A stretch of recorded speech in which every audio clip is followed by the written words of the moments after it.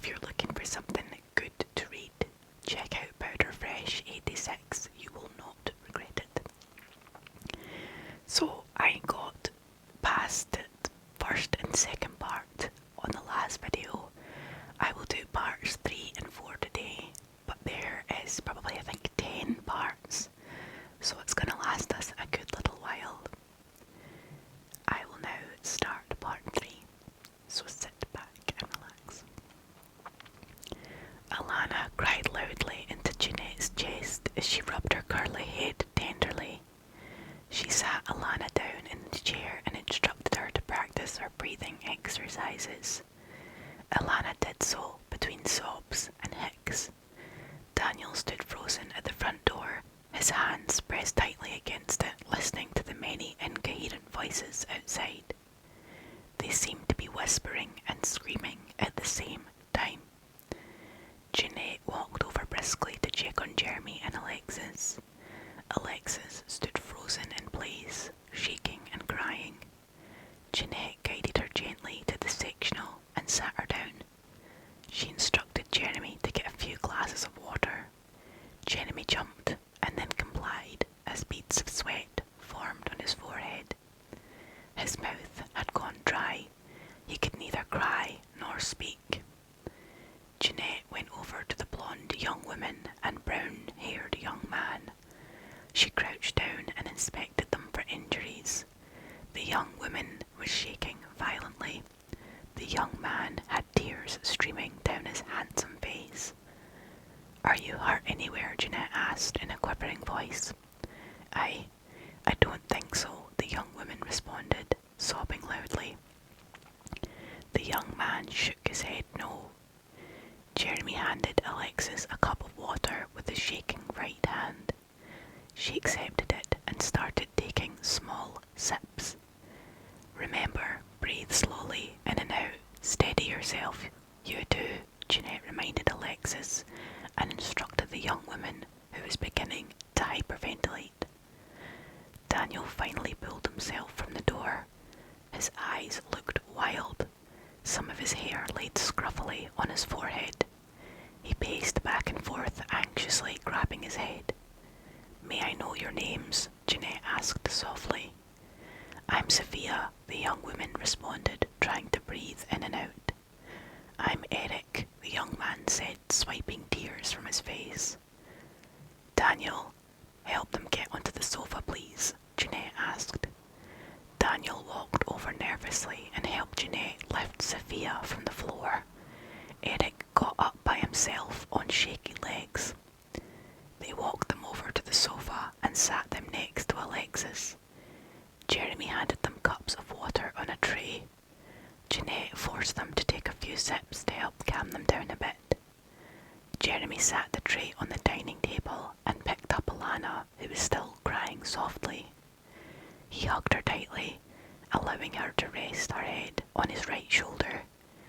Jeanette sat on the ottoman in front of Sophia and held her hand gently. "Can you tell us what happened?" Sophia let out a heavy breath. "My friends and I run an online channel where we search for supernatural phenomenon across the country. We heard a legend about this town a few years ago that something called the culling happened every 20 years. We didn't have much details, but heard some crazy supernatural stuff happens. We wanted to investigate and record some stuff for our channel. We didn't expect this." Sophia started crying again. Jeanette gave her hand a reassuring squeeze. "What the hell is that? I mean, that was out there," Daniel finally spoke. "We don't know either. It attacked us in our RV. We tried driving away, but it blew out our tires. It grabbed my friend Melissa first, but she got away initially. Now both her and Jake are gone," Eric responded grievously. "We tried knocking on others' doors for help, but no one would help us," Sophia said through sobs.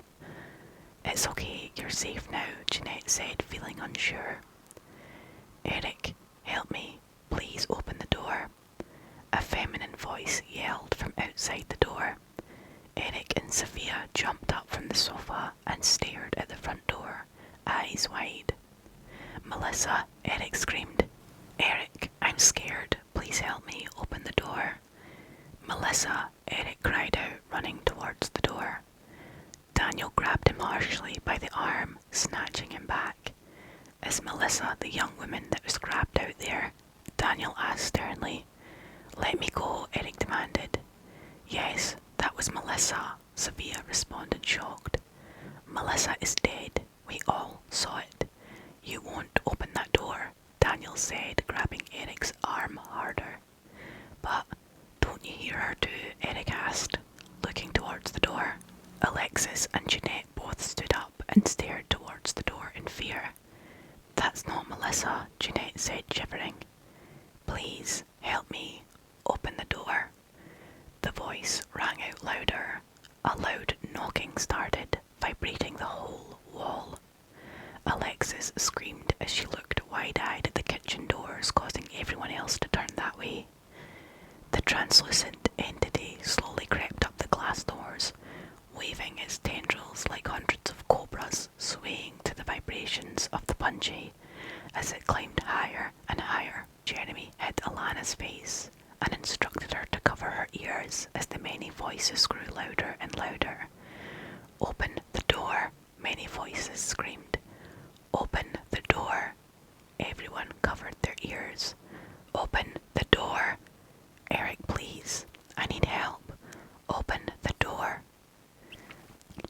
Melissa's desperate voice returned, pleading as the door shook violently. "Why is this happening?" Sophia yelled out with her hands pinned tightly to the sides of her head. "I'm hurt. Help me. Open the door." It was now Jake's voice that pleaded desperately. Jeremy sat in the corner with Alana between the dining table and the counter. He held her tightly while she cried, her small hands covering her ears. He began singing her favourite song loudly in an attempt to drown out the voices. Jeanette grabbed Alexis and sat back down on the sofa. She held her, leaning her head on her shoulder. Daniel looked out of the glass kitchen doors furiously. He let go of Eric's arm and ran upstairs, taking 2 steps at a time. "What are you doing?" Jeanette yelled, but no response. The voices continued their demand, sometimes in unison, sometimes in the voice of Melissa or Jake. Sophia ran to Eric and pulled him away from the door and made him sit back on the sofa. She lifted his hands to his ears and covered them. He closed his eyes as tears streamed down his cheeks. Daniel returned after a few minutes, sweating heavily and nearly falling down the stairs. In his hands, he held a king-size bedsheet, a hammer, and a box of nails. "Help me with this, somebody," Daniel demanded as he ran towards the kitchen doors. Jeremy stood up slowly, still holding Alana. He walked over and sat her on Alexis's lap. Alana wrapped around Alexis like a baby koala. Jeremy ran to Daniel. He tried to ignore the entity as their presence at the door made it swerve and rattle violently. Standing on the top of his toes, he held the sheet in place over the door while Daniel nailed it in place, creating a covering. The entity let out a deafening shriek, causing Daniel to drop the hammer and grab his ears. Everyone held their ears tightly as Alana screamed to the top of her lungs. Jeanette grabbed Alana's face and mouthed her to breathe in and out. Alana looked into her mum's eyes and started her breathing exercises between hicks and sobs. Alexis' hands were pinned so tightly to her ears that her face and palms had become red. Sophia held her ears. Her pretty face was hidden by her curls that were tossed wildly across her head as she rocked vigorously back and forth. Jeremy ran from the door, his hands pinned tightly to the sides of his face, and joined his sister on the sofa. Daniel crouched down, holding his ears tightly. Jeanette winced in pain from the noise as she continued to instruct Alana to breathe. The doors shook violently, the voices screaming incoherently and boisterously. "Open the door." A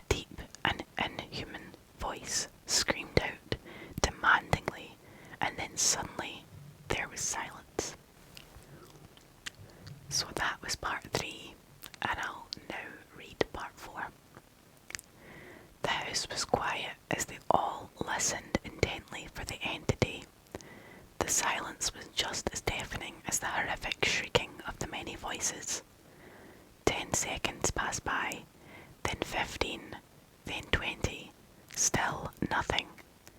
25 seconds passed by and they all slowly dropped their hands from their ears and looked around at one another. 30 seconds. Just the sound of their breathing and their own heartbeats. I think it's over, Eric said softly.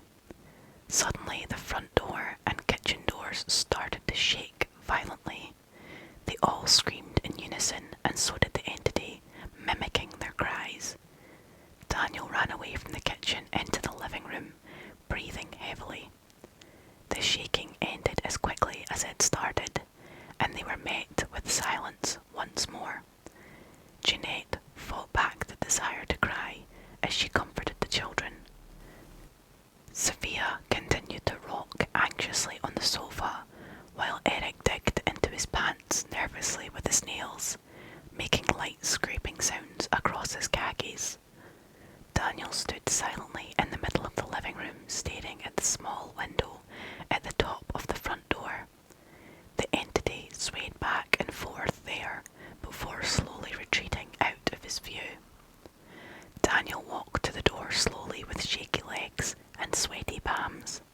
He carefully peeked out the small window in the door, but couldn't see anything. He moved to the right of the door and slightly pulled back the curtain to a large window and peeked out carefully. The entity was slowly retreating away from the house into the darkness, dragging with it the remains of Melissa and what he assumed was Jake. He could see the glimmer of blood splattered across the grey walkway and suddenly felt queasy as he remembered what he had witnessed earlier. He closed the curtain back and turned around. "It's leaving, for now," Daniel said, holding back the desire to throw up. "Are you sure?" Jeanette asked calmly, fear and worry etched into her beautiful face. Daniel shook his head yes. They all remained still and quiet for a while and just listened. Alana silently cried herself to sleep on Alexis's shoulder. The camera monitor suddenly displayed the front porch again, and the static on the television cleared as a cartoon suddenly and loudly played, causing everyone to jump in fear. Alexis jumped hard, waking Alana, who looked round in terror. Alexis felt around nervously on the sofa between her and Jeremy until she found the remote, where she swiftly cut off the television. They all sat in silence again, listening. "We should leave whilst it's gone," Jeremy proclaimed. "No, we're not opening the door at all," Daniel said, looking at his son. "Mummy, I want to go home," Alana said sadly, looking at Jeanette. "We are home, baby," she replied softly. "No, to our other home, the one with no monster," Alana replied, her small bottom lip quivering. Daniel ran over and lifted her from Alexis's lap and hugged her. Jeanette wiped the tears from Alexis' cheeks and reached over to grab Jeremy's hand. She paused before doing so, remembering he didn't care for her touching him too much. To her surprise, he grabbed her hand instead and held it tight. Tears streamed down his face. Jeanette switched places with Alexis and slowly reached over to hug him. Jeremy melted into her shoulder and wept there for a few seconds before pulling away gently. "Are you okay?" Jeanette asked. "Yeah, I'm okay, thanks. I want to go back home too," Jeremy replied, staring angrily at his father. "What should we do now?" asked Sophia. "We keep the doors closed until Monday. That's what we were told. That's what we will do," Jeanette responded, swiping tears from her own face. The night was still early, but everyone felt exhausted. Jeanette offered Sophia and Eric some food.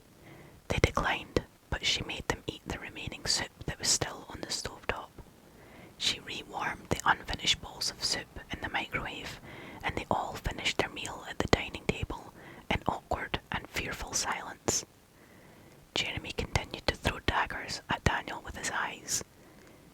ignoring his attitude, Daniel refused to make eye contact with his son. Alexis checked her phone. Still no service, she announced in a hoarse voice. We should all get some rest, Jeanette said, looking at the time on the wall. It read 9:32 p.m. Where do we sleep? I mean, anywhere is fine, Sophia asked awkwardly, whilst Eric nodded in agreement. Our daughter will be with us tonight, so you can sleep in our room. She has bunk beds. They're princess themed. Hope you don't mind, Jeanette said, directing her question to Eric. No, I don't. Thank you, Eric replied. Can I sleep in the room with you too? Alexis asked Jeanette nervously. Me too, please, Jeremy said, looking embarrassed. Of course. Right, honey, Jeanette said, looking at Daniel. Yeah, of course. Go and get your sleeping bags. They should be in your closets, he responded. Alexis and Jeremy got up from the table and went upstairs together carefully. They looked around as if they expected the entity to somehow be up there, waiting. They gathered their sleeping bags and phone chargers swiftly, while Jeanette prepared clean towels, toothbrushes, and clothes for Sophia and Eric. Everyone cleaned themselves in the downstairs and upstairs bathrooms and retired to their respective sleeping areas. The balcony doors in the master bedroom came with a privacy blind that Daniel had already closed. The doors were locked, though Daniel tied a cord around the handles for extra security. Alana laid exhaustedly between Jeanette and Daniel as Jeanette stroked her back and head. She soon fell asleep. Alexis and Jeremy laid their sleeping bags next to one another beside the hallway door, away from the balcony doors. Despite still being afraid, they soon fell asleep as well. Only the soft sobs of Sophia could be heard, and then nothing. The whole house was quiet as they all succumbed to their weariness. The night turned into day, and then Saturday arrived. That's the end of part 4. I'm so excited just to go through all of this, but I need to pace myself. This is really, really good so far. I'm so excited. And I'll be reading parts 5 and 6 next Saturday, so stay tuned for that one. Thank you so much for choosing to be here with me today. I hope you really enjoyed this video. I hope you managed to chill out and relax as much as this is